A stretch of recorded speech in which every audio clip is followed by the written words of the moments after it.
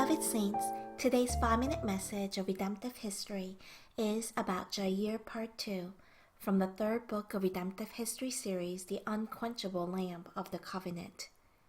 Last time in Part 1, we examined how Jair judged Israel for 22 years in peace.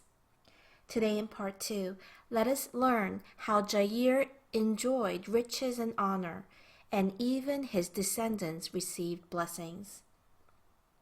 First, his descendants received blessings.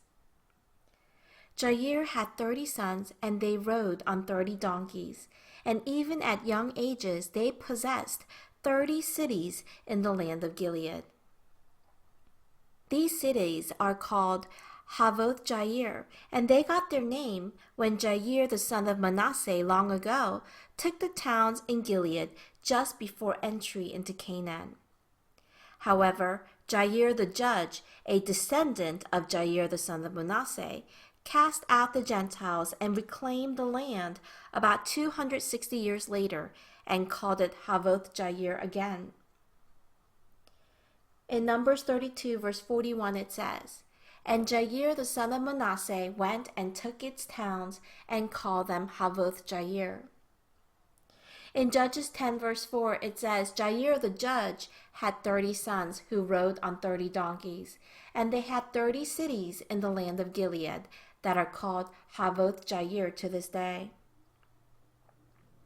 Everyone, those who drive out the unbelieving forces who oppose God from among his people, teach God's word and transmit faith and lead people back to the right path, will receive blessings throughout their following generations. Second, Jair was respected and honored by the people. Jair fulfilled the mission entrusted to him by God, and he died and he was buried in Kamon. In Judges 10 verse 5 it says, "When Jair died, he was buried in Kamon." Here the word Kamon is derived from the word kum, which means to rise. Hence, Kamon means a high place. In the future, Hezekiah, the king of the southern kingdom of Judah, who enlightened the people through a religious revolution, died. And all Judah and the inhabitants of Jerusalem honored him by burying him in the upper section of the tombs of the sons of David. In 2 Chronicles 32 verse 33 says, "So Hezekiah slept with his fathers, and they buried him in the upper section of the tombs of the sons of David. And all Judah and the inhabitants of Jerusalem honored him at his death."